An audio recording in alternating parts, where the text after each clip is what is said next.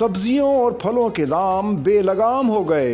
Market में मुनाफाखोरों ने हुकूमती रेट लिस्ट को हवा में उड़ा दिया।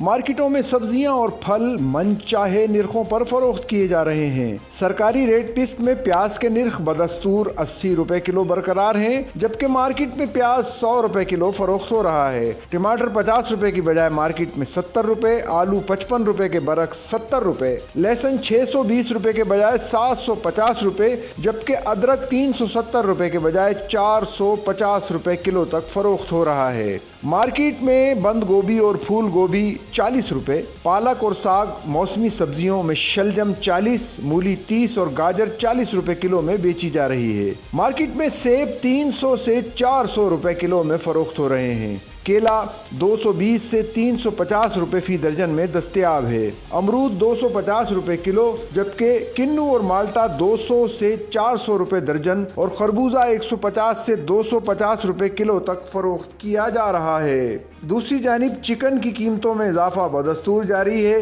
इसी तरह बीफ और मटन की कीमतों में भी मनमाना इजाफा कर दिया गया है। फार्मी अंडों की कीमत 286 रुपए फी दर्जन है।